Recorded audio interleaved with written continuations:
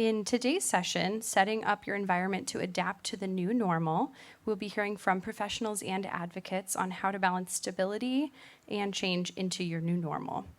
They will discuss how life with a rare disease does not have to be limited, but instead, with adaptation, can create an expansion of opportunities. During the session, we will be hearing from Perla Aparicio, a certified social worker with the Champions Action Network, Amy Price, a metachromatic leukodystrophy parent advocate, and Kristen Smedley, president and co-founder of Curing Retinal Blindness Foundation. So please join me in welcoming them.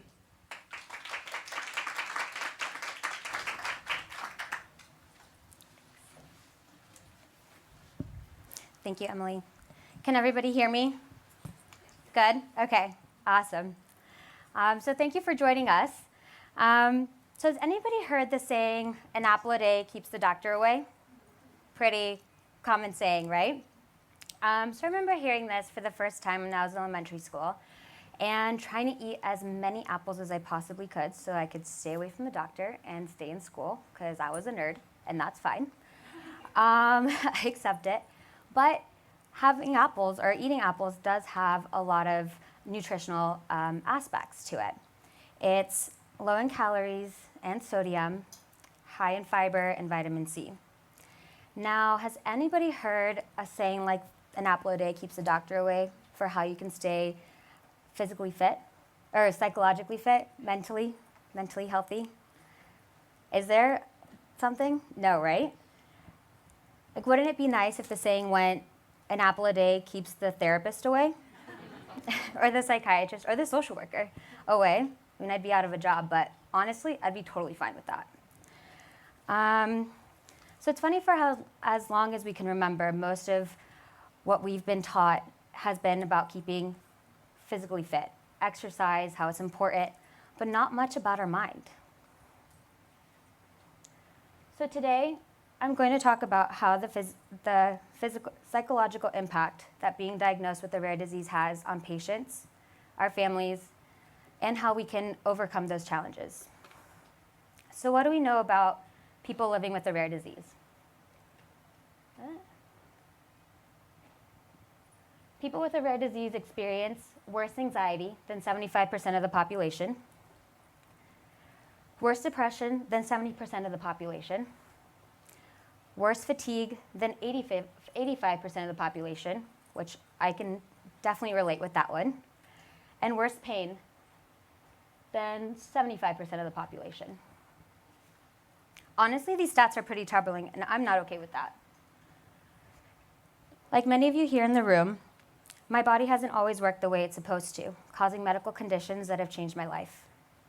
I was always a semi-sleepy child when I was growing up, and I would fall asleep randomly in class or on drives or just out with friends. Really thought that I just needed more sleep, and that was my normal. I thought it was fine. But 3 years ago, my symptoms got significantly worse, and I started experiencing really bad exhaustion, pains in the back of my head, things that didn't allow me to continue working and living my daily life or doing continuous tasks. I feel like I hadn't slept in over 30 days. I would get an extreme exhaustion where I had to go lay down before I felt like I was going to pass out. When that would happen, I would call those my narc attacks so that I could make some sense of what was happening to me. It was very hard. And at the time, I was a social worker for the Rare Disease Clinic and the mental health coordinator for the Adult Cystic Fibrosis Center in Houston, Texas. And I absolutely loved my job. I loved speaking with patients. I loved being with their families. And if you know me at all, you know that it would have to be something drastic for me to step out of the room while they were talking to me. There was no way that I would ever let that prohibit what I was doing. So on my way home one day, I got that exhaustion, that really terrible exhaustion and that pain in the back of my head. So I was like, I need to get off the highway. Unfortunately, I wasn't able to get off the highway soon enough and got in a pretty bad car accident where I hit 2 cars and totaled my car as well. After that, thankfully everybody was okay, but after that, I knew something was really wrong and that I needed to go see somebody about that. So I went and saw a sleep medicine doctor, After many tests, I was diagnosed with idiopathic hypersomnia, which translates to they don't know why this is happening to me. Right? Fancy word for they don't know, which was terrifying. I was like, what do you mean you don't know? You're the specialist. Tell me, can you give me some answers? Did anybody here relate to that? Yeah, I see a lot of heads nodding. Absolutely, it's terrifying. During that time, I remember not wanting to face my reality. I was hoping that this was just a mix-up, that there was another Perla next to me, and that those were her results, not mine. Even though I specialized in mental health and went to school for social work, I did not put my mental health and my emotions at the forefront, or even significantly even close to what I was thinking about my physical health, which just goes to show that even though you're trained and you go to school for this, there's no training for what you experience whenever you're diagnosed or a loved one is diagnosed with a rare disease. It's terrifying, it's hurtful, it's confusing, and I remember going through all of that.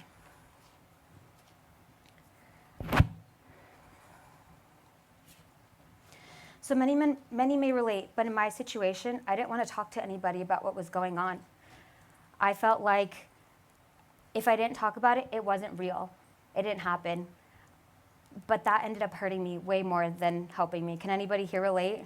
Can anybody just not want to? You just don't want to accept it, you know? So after a couple months of being diagnosed, I felt alone. And I felt like even though I tried to talk to somebody, they just didn't understand. And they would look at me differently, to be honest. I also felt a lot of loss. What I didn't realize my mind was going through was what Dr. Pauline Boss calls ambiguous loss. Ambiguous loss of the person I thought I was before I was diagnosed. Ambiguous loss of the life I had before diagnosis. Ambiguous loss of the thought I had of a healthy body. Ambiguous loss of the future I thought I had. So how does ambiguous loss differ from ordinary loss? Ambiguous loss is unclear and has no closure. When ordinary loss, you know that the something or the person is gone, and that's where the big difference in ambiguous loss is. There are two types of ambiguous loss. There's a physical absence with psychological presence, and the second one is psychological absence with physical presence. That could be absent fathers, mothers, could be other chronic mental or physical illnesses, or an obsession with your physical diagnosis. Sorry, not yet. Have you ever felt so focused on your diagnosis that you didn't feel like, that you felt like you kind of lost a part of yourself? I remember getting so obsessed with my diagnosis and trying to figure out what was going on that I wasn't happy anymore. I didn't enjoy life. I just tried figuring out what was happening. Has anybody felt that way? Mothers, fathers, yeah, I agree. We must be careful that our diagnosis doesn't take over our life. So why does it matter? Due to the ambiguity surrounding our loss of a healthy body, you or a loved one may remain confused. Ambiguous loss freezes our ability to think. Our rational thinking and how to cope is blocked.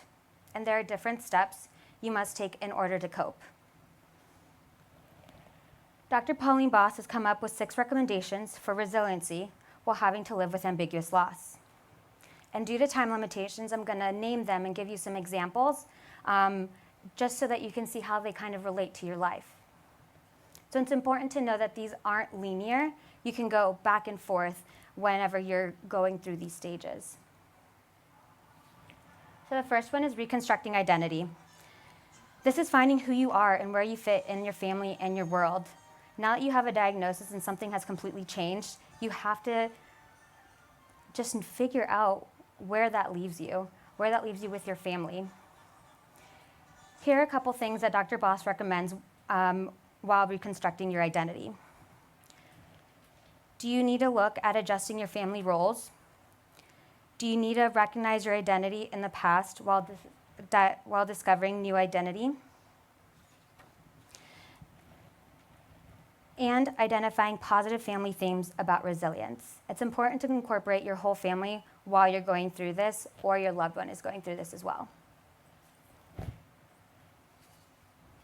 The next one is revising attachment. This means acknowledging your life before diagnosis while also holding things you loved to do before the diagnosis. It's important to find new human connections and strengthen the ones you have. It's important to find support groups, finding others who can relate, and continuing to participate with organizations like Global Genes, just to know that you're not alone.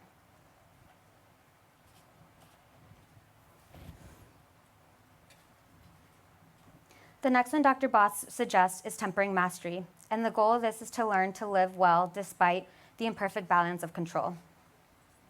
Things that help gain control are decreasing blame, identifying things you are good at and continuing those things, managing and making decisions for yourself, and increasing successful experiences.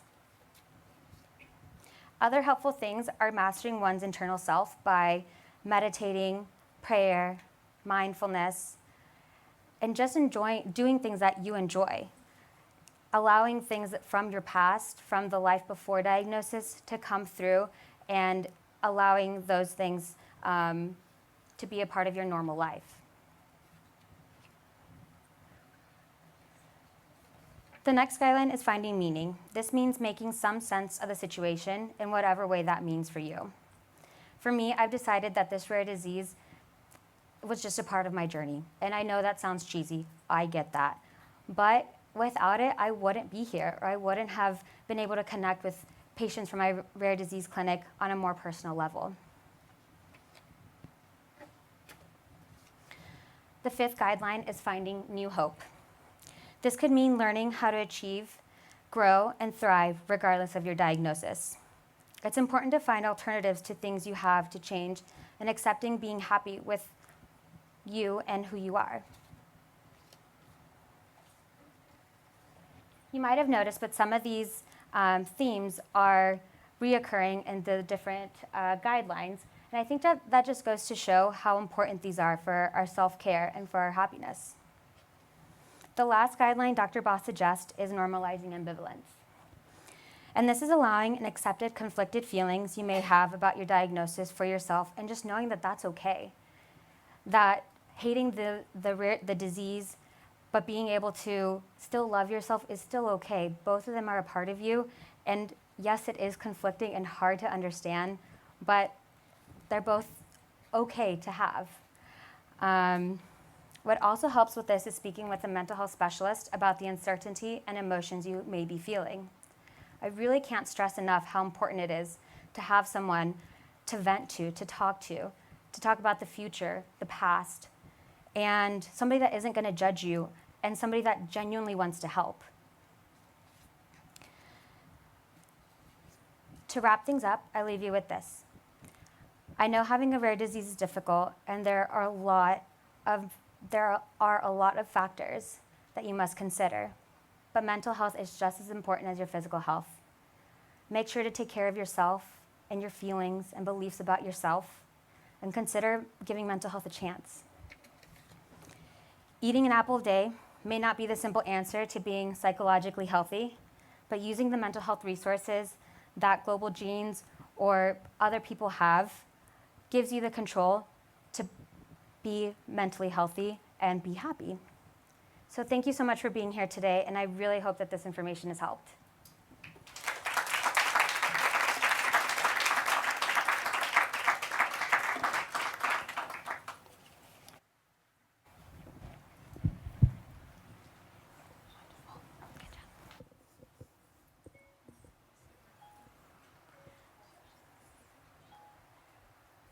Oh, there's your citations.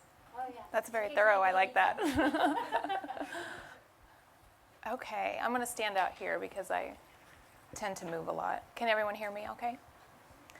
Okay, my name's Amy Price, and these are some photos of some of the people who brought me into the rare disease world, which I don't think any of us ever are sitting around one day thinking that's going to become a part of our life, but here we are.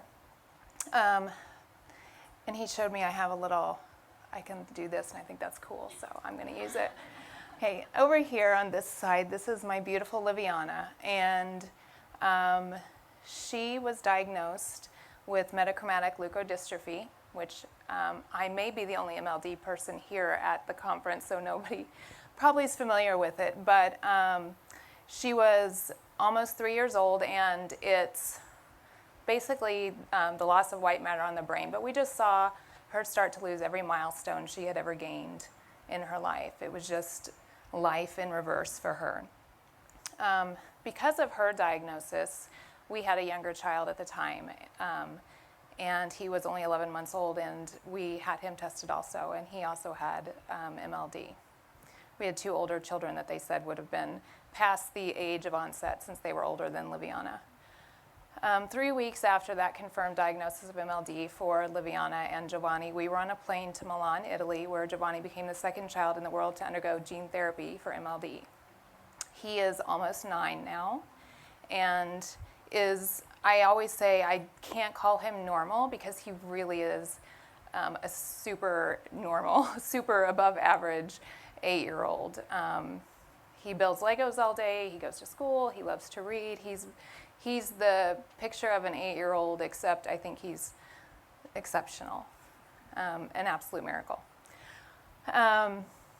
Liviana passed away 5 years ago. Last week was 5 years ago. She was 5.5 years old. So Giovanni has passed his life expectancy with his genes. He's passed the expectancy of his genes at that point. And this is an old picture in the middle here. And they're holding a picture of Liviana. My older 2 kids, Aria and Miles. And then we had an unexpected pregnancy that we weren't planning. I always have to add this in. There's nothing normal about my story, by the way. And it ended up being spontaneous triplets. So, I know, that's the look. I still give that look too, I do. They're almost 5 and I still like won the world. So one of the triplets was diagnosed with MLD. We had them tested by our doctors in Italy 4 weeks after they were born. And that is Cecilia. She's right here, I'm using my pointer. And she became the 15th child in the world to undergo the same treatment in Milan, Italy, that Giovanni went through. And she's almost 5, and of the triplets, she rules the roost. She's exceptional athletically. You give her a soccer ball or a basketball, and she's all over it. She loves to shoot baskets. She even does hand in the cookie jar. We've got all the sports stuff down. They really both are miracles. And then throw in Adelina right here. She was diagnosed with type 1 diabetes at 13 months old. So we've got all the spectrum of medical things covered here.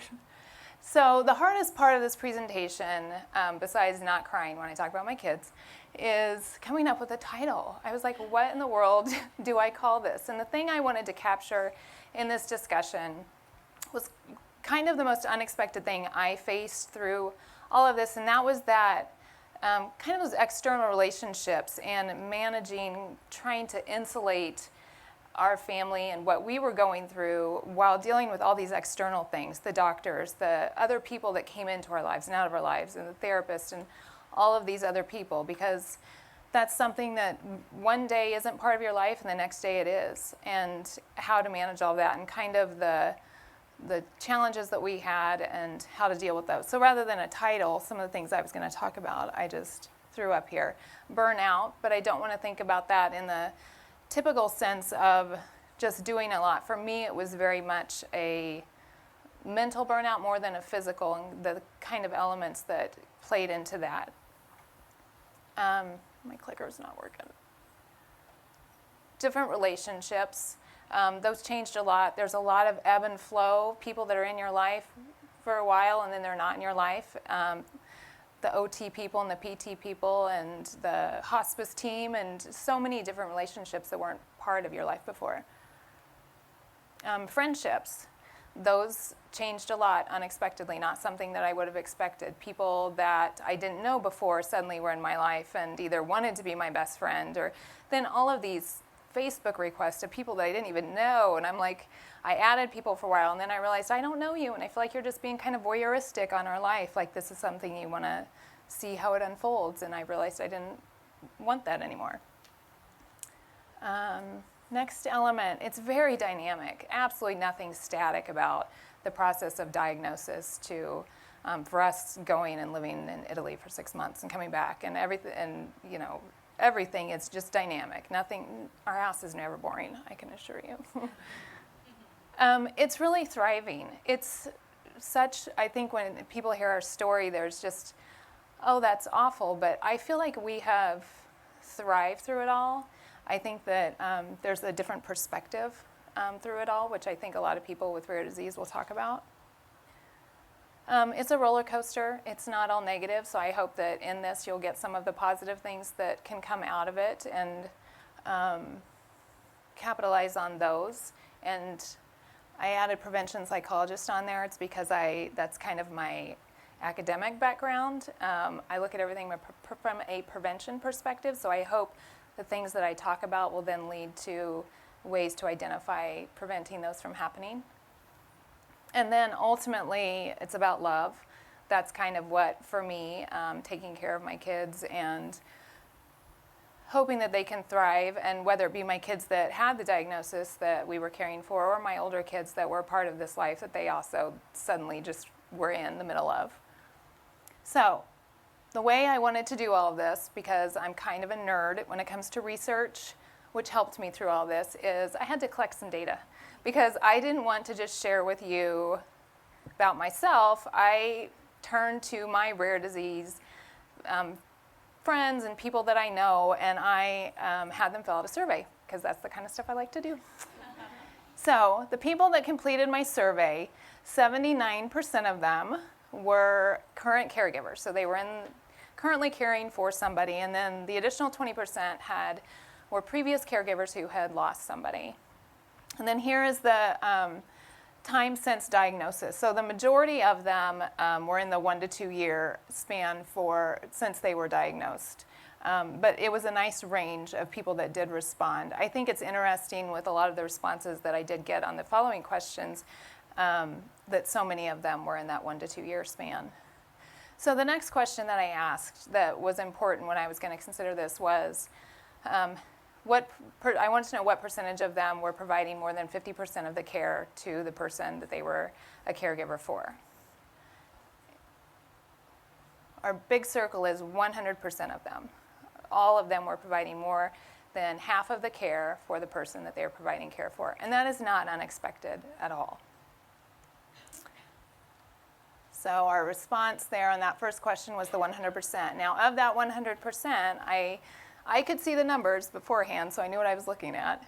99% of them were providing more than 3/4 of the care for the person. And the only reason it wasn't 100% because I think somebody put like 65 down. But otherwise, it was 75%, and the others were all in that 90 to 100 range when they actually quantified that amount. And that, again, is not completely unexpected. And I think one person responded that I'm her mother, so it's 100%. That's what I do. And that's absolutely common in many homes, that there is that person that's going to be providing most of that care. So I think the important thing there is to find your balance. I think so often we hear, well, you have to find balance, but that balance does not look the same for everybody.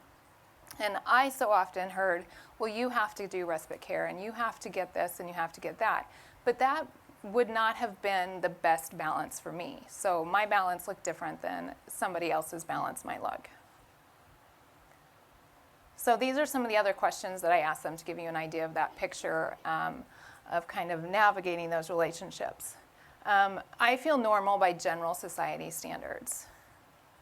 So this is 25%. So 25% of them don't feel that normal connection to general society. And for me, with the diagnosis of my kids, that was almost instantaneous. Like the second I heard the diagnosis, I no longer could relate to that person at the grocery store, because I was dealing mentally with different things, different concerns, different outcomes, managing doctors and everything else.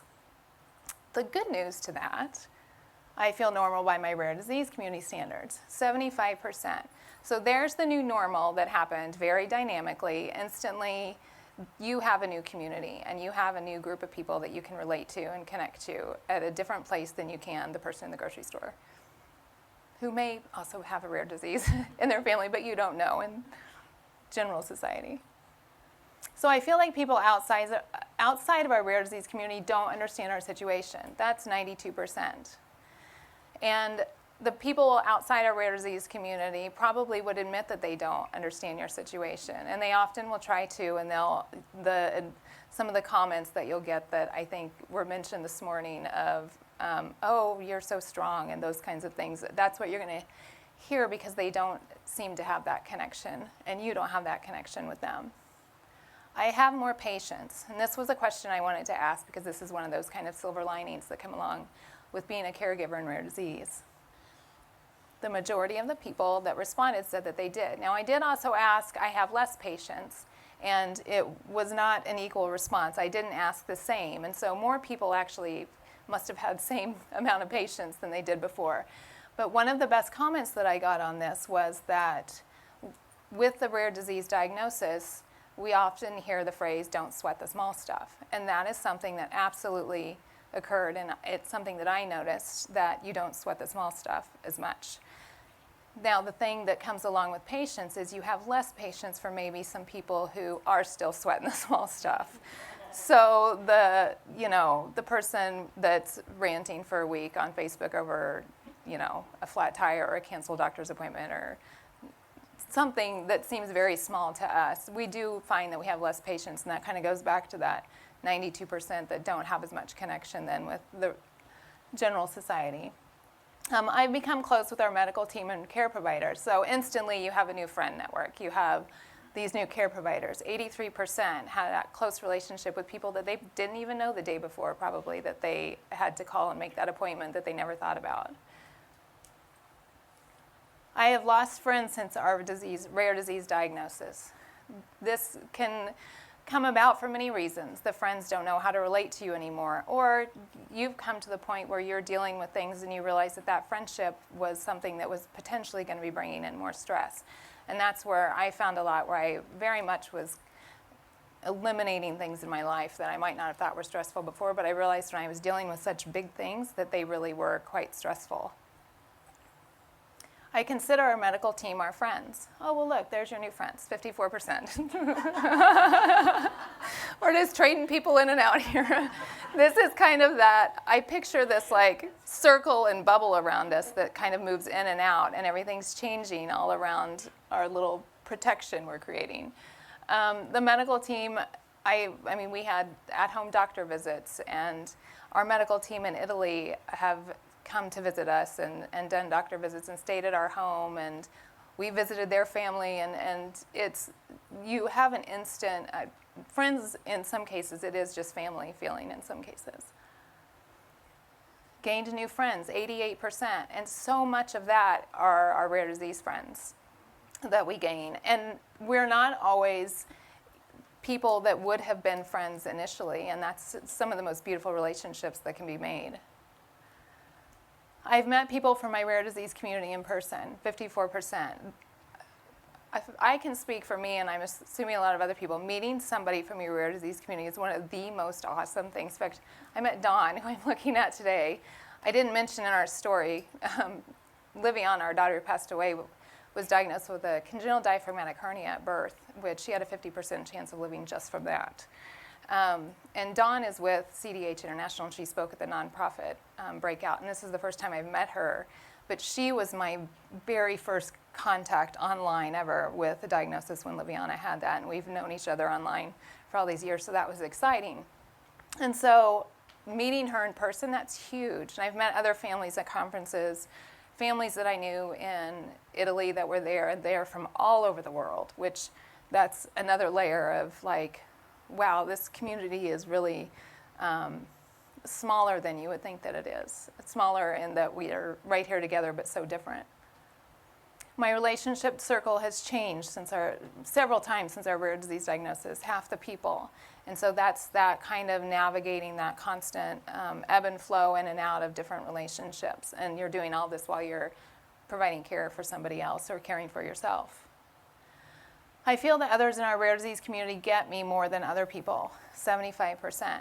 And that's absolutely, if you are having a challenge with the rare disease for the person you're caring for, the first person you're going to talk to isn't going to be, Susie that you went to high school with. It's probably going to be somebody that can relate to you and understand what you're going through.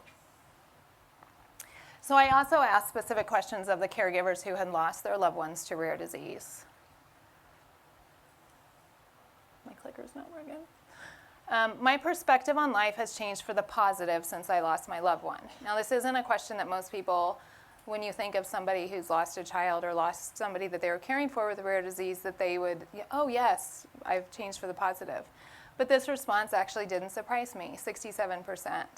And it's not because we aren't sad, that we don't miss the person we loved every day. It's because they have given us a gift. And that's how I always, see, that's why I can't talk about Libby without crying.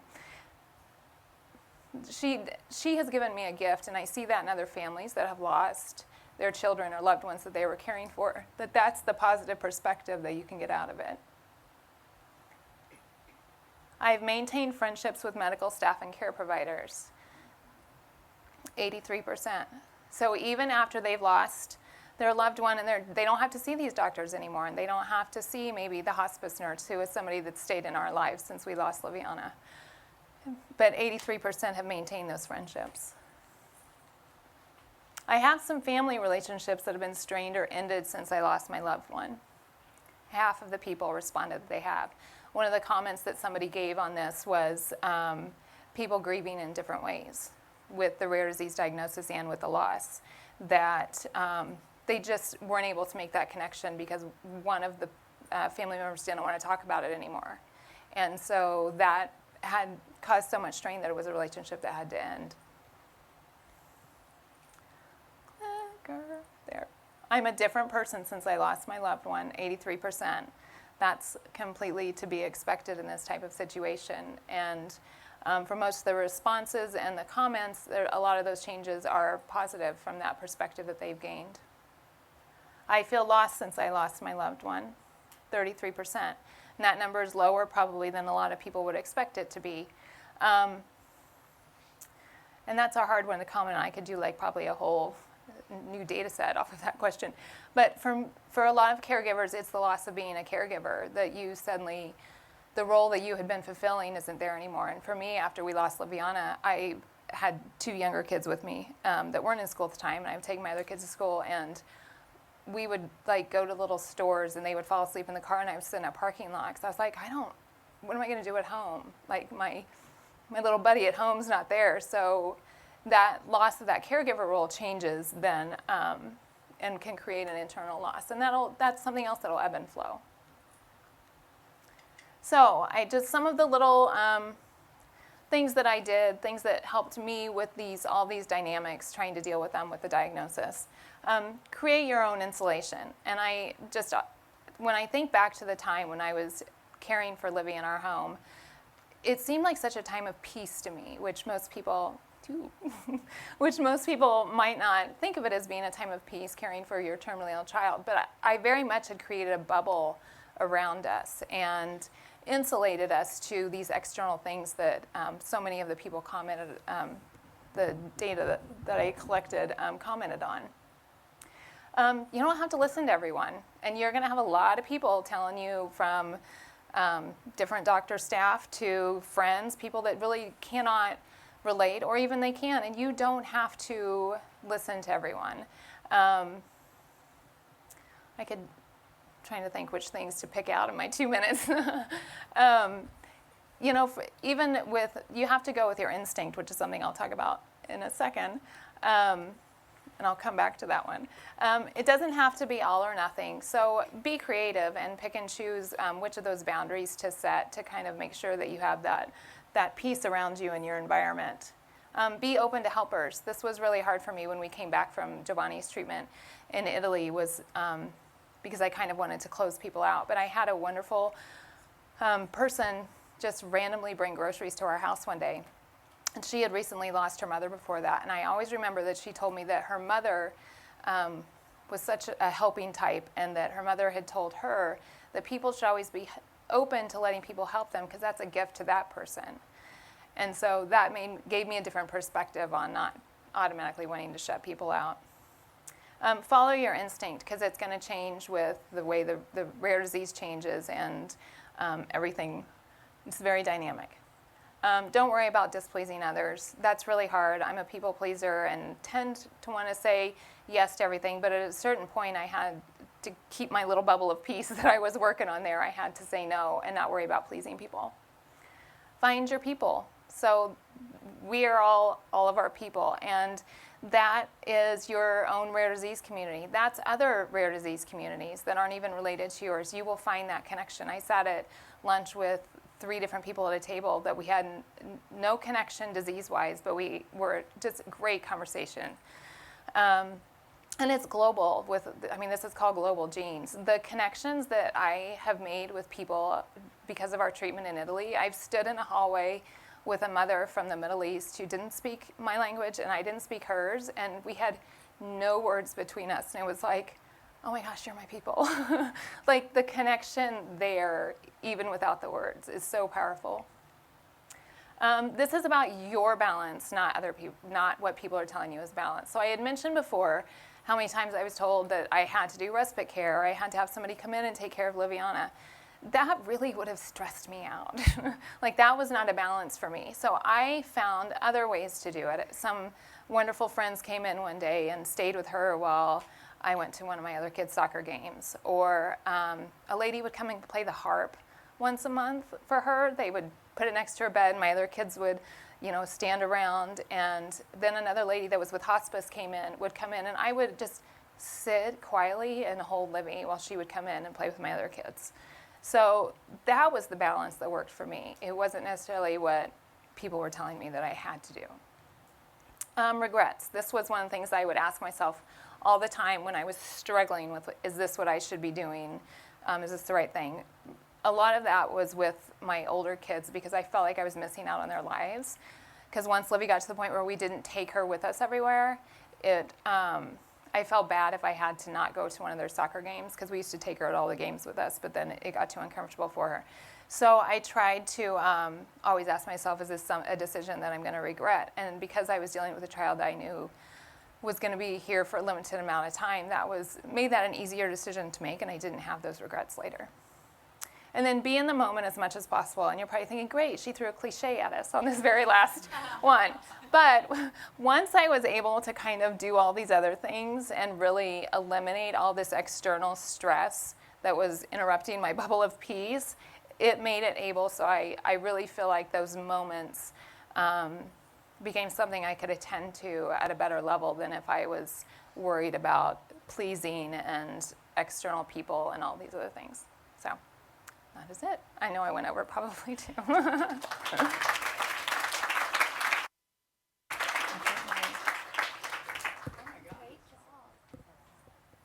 Was that on there before this? I don't know what happened.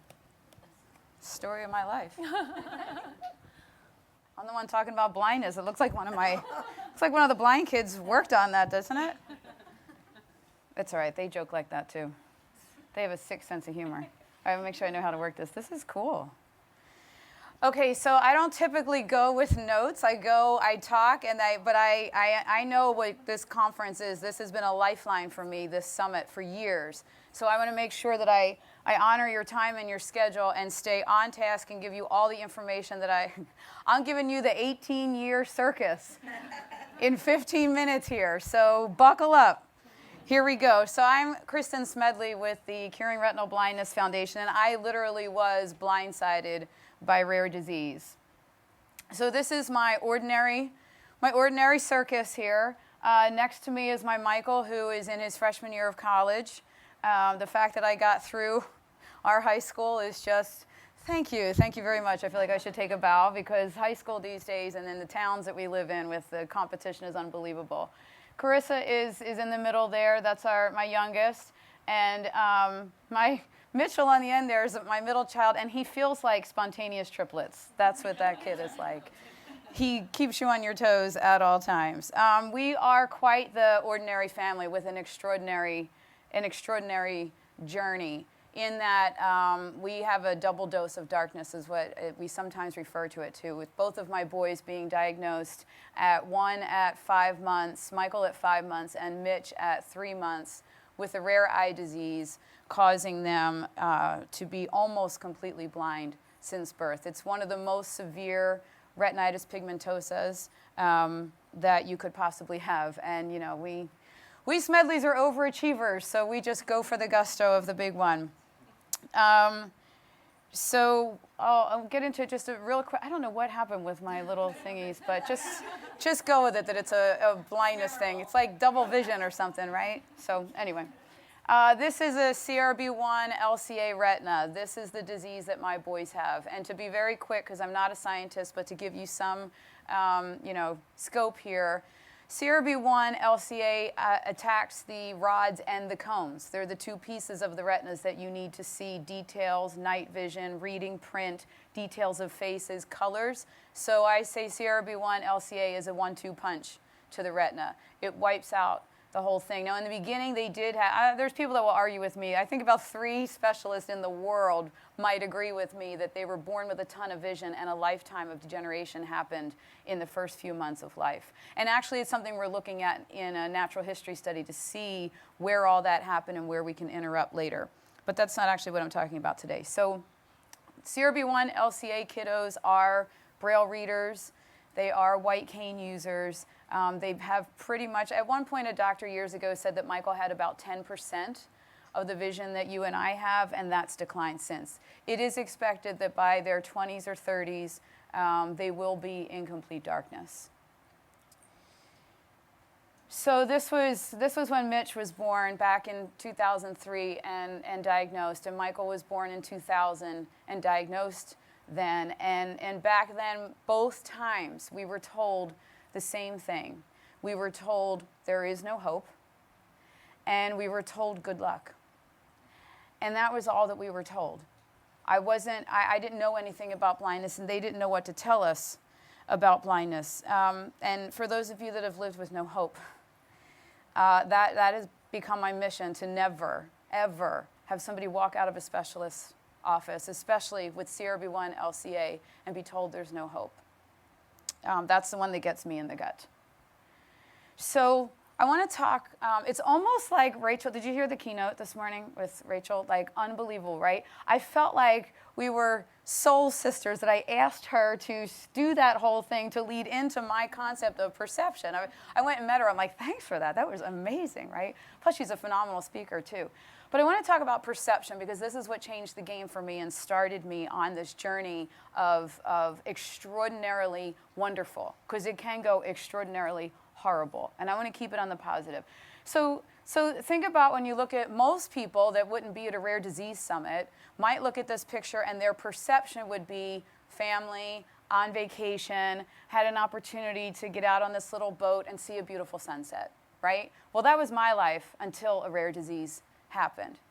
This was actually my situation when I left that specialist office in my hometown of Philly.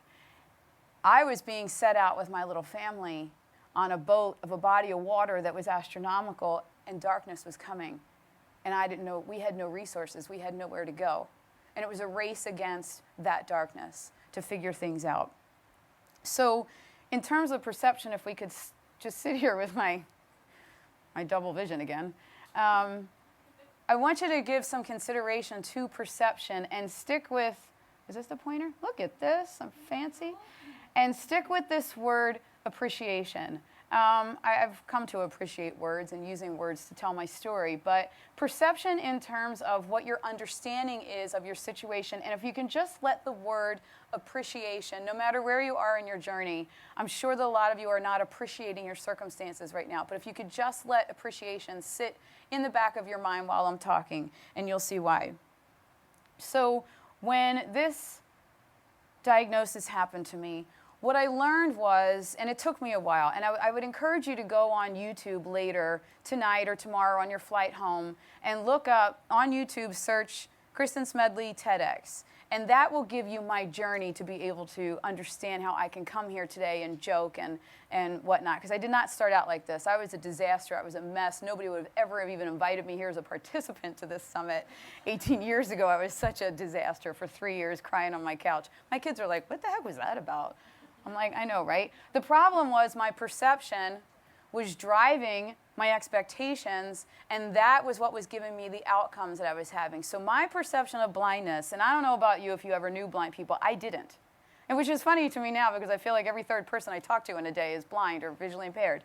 So all I knew of blindness was Stevie Wonder. And I'm looking at my kids like, I don't know. They were playing that xylophone, and I'm like, this isn't going to happen.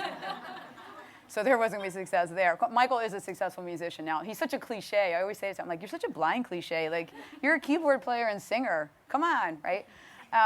But I knew of Stevie Wonder, and I knew of Mary from Little House on the Prairie that woke up blind, ship her off to the school, everybody's devastated, right? That's what I knew about blindness. I had no education in this, so I envisioned complete and utter devastation. And what was my life? Complete and utter devastation. That was my outcome. I was sitting on my couch and treating, like I had the early intervention people coming, I was treating them like they were my therapists, not there to bring Michael to the level he needed to be at. So my perception was definitely a disaster. My life was a disaster, but I wasn't the only one. It was across the country and across the world, and we'll just stick with America for now. So 21 million Americans are considered blind or visually impaired. 70% of them are unemployed. Because the perception is that blind people can't do much. So I wasn't the only one that had perceptions driving horrible outcomes. These are the statistics that are it's still a hit to the gut for me because I'm in the throes of this right now. 30% of blind people are living below the poverty line. Only 31% will get a high school diploma. Michael beat that pretty good that he just graduated high school. But he's sitting at his dream university right now. And for blind Americans, only 14.4% are expected or actually have gotten their bachelor's degree or higher. Those are the statistics that we're facing because of the perception and expectation issue. So here's the thing. This was Michael in kindergarten. Now, Michael, and you'll see in the TED Talk, he is the one that changed my perception of blindness. It was a day when he was 3.5 years old, and I was pregnant with Mitchell, and the TED Talk tells the story a little bit different because the producers wanted to do the TED style of, shock and awe kind of thing to really get attention to it. But I was praying the disease away. That was my normal. Every day for 3.5 years, I was praying it away. I wasn't dealing with it. And he literally bounced into my room, and I thank God every single day that this happened to me because I got to see he was the happiest person I had ever seen in my entire life. He wasn't affected by this disease. It wasn't bothering him the way it was bothering me. I was putting on him my dreams and plans. And he had his own dreams and plans. And it's an interesting concept that I now look at my sighted daughter, and I catch myself doing the same thing. So if you take anything away, even with your unaffected children and people in your family and in your life, let them have their dreams and their life and help them with that. Little sidebar there. But Michael, thank God, came in and changed my perception that day. And then I watched him sail through preschool. I mean, it was like, people were like, this is the kid with the IEP, even the specialists, the retina specialists were like, the one time the doctor came in and she was like, I have the wrong chart. This is the kid with LCA. He was unbelievable. And then he got to kindergarten in a number one, what is it in Council Rock? It's like the blue ribbon, blah, blah, blah, blah, blah, the greatest school you could ever walk into in your whole life, right? And they said in that kindergarten IEP, first of all, Michael came home crying that school was so hard. And then at the IEP meeting, they said that he would find his cubby, where they hang the jacket, 70% of the time. And that was going to be achievement to them. And at first, I thought, I hadn't been in an elementary school in a while, let alone the state of the art, right? So I'm like, are they like George Jetson, like the cubbies move? Like, is it like a new thing where the cubbies, and it's going to be hard? And they were like, no, it's the, wooden things with the hook. So it came down to, my question then was, well, what are the sighted kids? How often are they finding the cubby? And they were like, Kristen, they can see, so they'll find it 100% of the time. That was when we realized, oh God, there's a really big job ahead here, because if you're only expecting this kid who is one of the brightest, most charismatic, unbelievable, motivated kids to achieve only at 70%, we have a lot of work to do.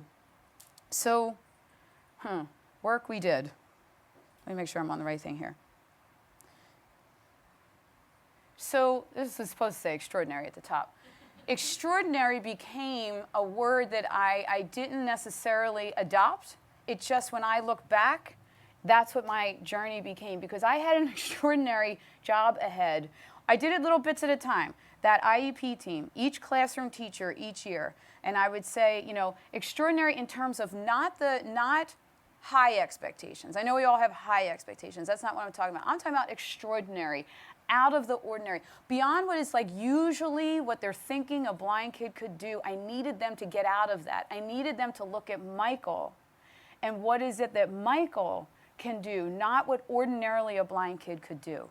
And Michael could do a heck of a lot. So it became this extraordinary, remarkable journey to move that forward. This is supposed to say ignite. So what I realized was, I thank God, one of my good friends gave me the book, The Talent Code by Daniel Covey. I think that's it. And it talks about how, like the one example, I was a soccer player, so everything always relates to soccer to me somehow. And there was a story about the kids in Brazil and how they just grow up, these amazing soccer players, because they're in it all the time, right? So he talks about igniting with you see somebody do something and you say, if she can do it, I can do it. If he can do it, I can do it. And role models and that kind of thing. And I realized that we needed to ignite in our own family this extraordinary expectation that Michael would achieve the stuff that he wanted to achieve. So what do you do when you have, like, okay, so for my sighted daughter, a role model. She's a soccer player, and I always say to her, aren't you lucky? When I was playing soccer, I never even heard of soccer. I was on a boys' team for a while, then finally found a girls' team, right, because I'm so old. There's my daughter a couple years ago with her whole team watching the U.S. women not only play on TV, win the World Cup, right? So she sees all that. So, of course, she thinks I'm going to be this soccer player and all. And what did I do? Took her to meet Carly Lloyd, her soccer hero. Now, I'm not crazy. I think she lives in town not that far from us. She was doing, I am the greatest mom in the world. No. Her whole team went, it was a great night. But, your kids, or if your kids are into baseball, whatever, they watch them on TV, you take them to a game, or you go to an NFL game if they're football heroes, right, that they watch, their role models, who they want to be. I was doing that for my sighted kid. I needed to do that for my blind kids. So lo and behold, another thank God that this happened. Eric Wymermeyer was the first blind person to climb Mount Everest. And then he went on to do all 7 summits. He does so much crazy ass crap right now that I've said to his dad, if you ever see my boys on his email list, delete. Delete. I don't need them to know that he's kayaking the Grand Canyon and doing all this crazy stuff. But I read his book, Touch the Top of the World, years ago when Michael was little, and I highly recommend that. There's a part in it where I'm like, oh my God, if he talks about mountain climbing picks and ice jacket things and all that one more time, I'm so bored. And I had to laugh. I'm like, the guy is blind, and he's doing all this. Like, it's an incredible journey of him losing his vision, accepting his disease, and then moving forward.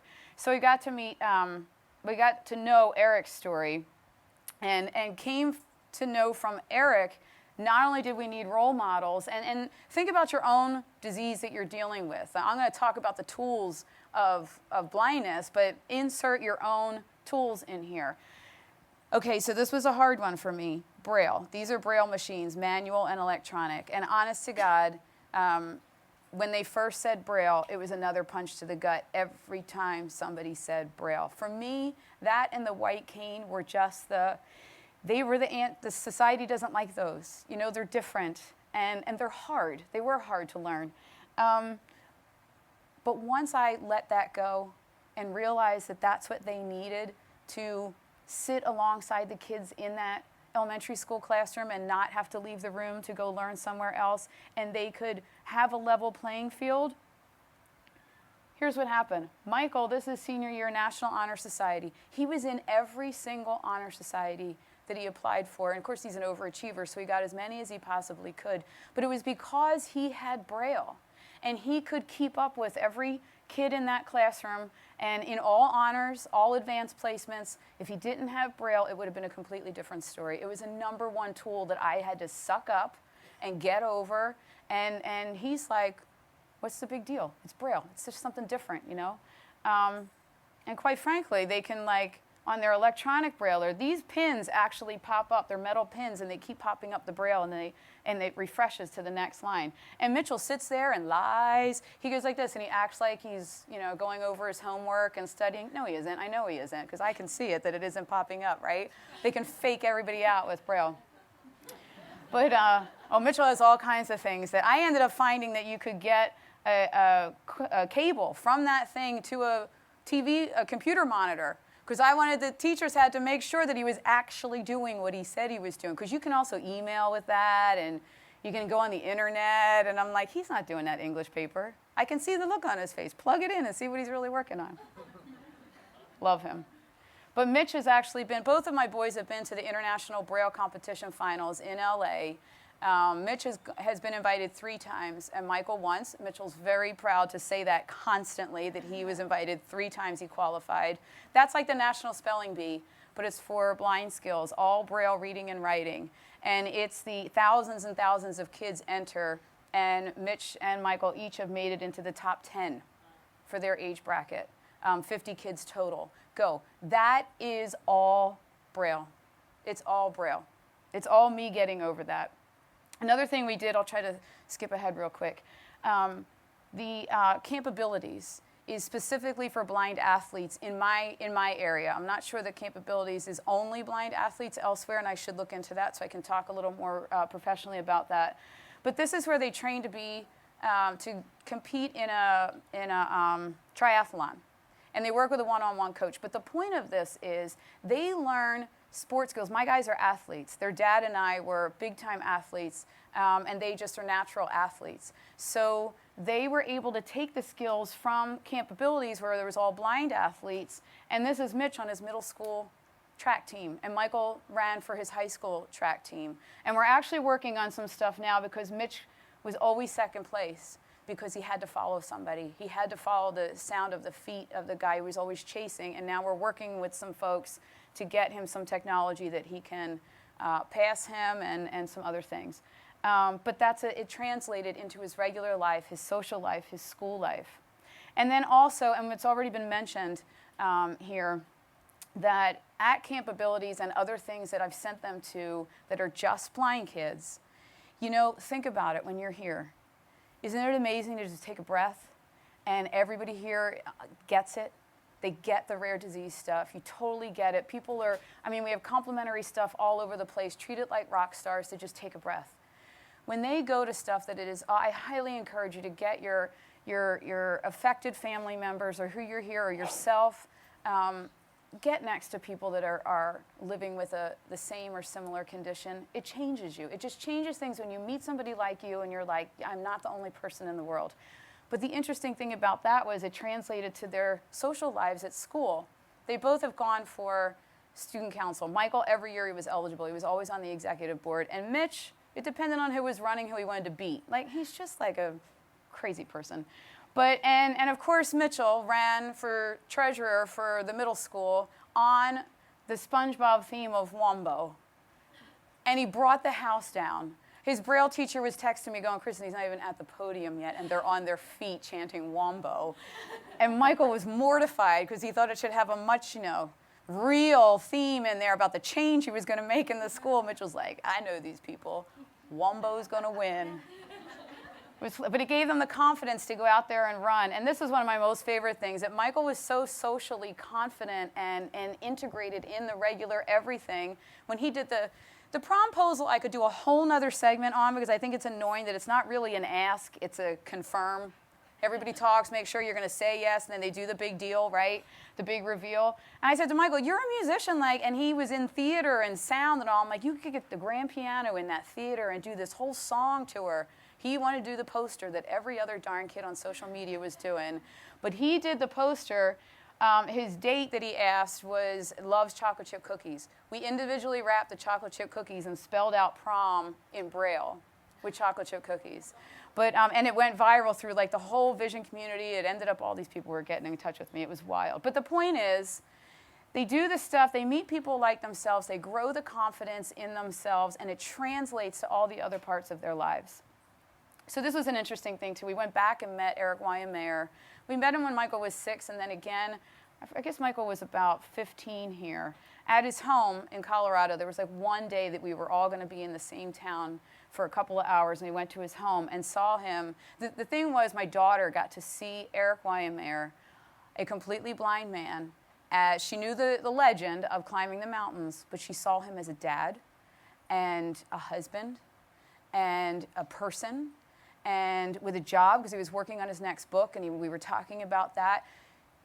The impact on her was unbelievable that day, that night, in her own little mind, I watched it flip, the extraordinary expectation that her brothers were going to live the lives that they wanted to live. It was really uncanny. What am I doing? Okay, and we didn't just do it back then. I mean, I take them all the time to meet blind role models to keep their minds open to the possibilities of their lives. And these guys are always, this is, on the one side over there is Chris Downey, who's a blind architect. Sounds bizarre, right? And he has a wonderful TED Talk. And Tom Ludkowski is the vice president of accessibility for Comcast. And they get on them about, like, what are you doing, and accountability kinds of things. And this is my most favorite thing in the world because, yes, he finally graduated. And this is my proof. You can have your theories all you want, and you can have your way that you do things in your family. But all those tools, and they told us 70%. I don't know if you all are aware, if you have recent high school graduates, but all these little cords that they wear around their neck for all the achievements, and the medal for executive member of the student council, and all kinds of honors that he was wearing because he had all the tools he needed. And that sucker achieved probably 700% of what the sighted kids did, and nobody thought he was going to do much. So that's my little proof. And then the additional one, all the hours of social skills and teaching them how to interact and getting them on baseball teams when people didn't really want them on baseball teams in our community. Both of them won baseball championships 3 years apart. Same team, different coaches, different kids. Both of them have baseball championship trophies. So the possibilities are endless when you set an extraordinary expectation. And this is my beef now. This is my goal. I wanted to be dropped off in a marina with all these resources and people, and instead I was set out on the water before dark. My goal now is, and I beg of you all in your own diseases to create the same environment. Global Genes has done it for us as a community. This is the marina. These are all the resources. And in your own diseases, as I'm working in mine, I want people dropped off in a traffic-filled, way too many resources, jam-packed marina of support. It makes all the difference. And I started it 7 years ago with the Curing Retinal Blindness Foundation so that no other person comes out of a retina specialist room and hears, good luck, we have no hope. Now I want them to say, not only is there hope, but we've got a bridge. I'm building the bridge. And my job is to build the bridge from diagnosis to potential treatment, and it's up to my boys to choose if they want the treatment or not. And quite frankly, Michael has said no thank you right now. He wants to go learn college. And interestingly, that upset a friend of mine that's helped me with this whole $1.2 million, and nonstop, my life is dedicated to this. And she's like, are you freaking kidding me? And I'm like, you know what? As a mom, that's the success. He is so confident and comfortable in his skin that it would be hard for him to be different from the way he is now. But the realist in my house, Mitchell, is like, is it going to make things go easier for me? Sign me up for seeing some things. Hilarious. But this is, and I encourage you, if you haven't gotten to a bridge yet, find one. Find your people. If there is no bridge from your diagnosis to a treatment option, build it. Global Genes is here. We're all here to help you build it. That's what this is all about. Build the bridge. And these are just all the kinds of things that we do, advocacy, education. We've been working with Comcast. We've partnered all over the place to get the word out so that nobody else comes out of that diagnosis with no resources. So here's my final thing. Your perception is what is driving your expectation, which is causing your outcome. If you're in devastation mode, try to step back, take a new look. Where can you find the positive? Where can you find people that are succeeding with their perception? Get next to them. Find out how to change it. And if you look back, and if we were to pull this back and make it smaller, and you can see the peace sign that formed in this when I was just breaking it out. So the message here is once you switch your perception and you change those expectations to be extraordinary, and your outcomes are what more along the lines of what is peaceful for you, that's where you find peace in your diagnosis and in your journey. And then this is where you can find me. And thank you so much. I'm so honored to be here at the Global Genes, the marina of all marinas that saved me. So thank you all. Thank you so much, Kristen. We are out of time for Q&A, but if you do have questions, the next breakout session starts in 10 minutes, so you can come up and ask the presenters anything. Go ahead and go to the mobile app to fill out the survey on this session, and please give our presenters another round of applause. Thank you.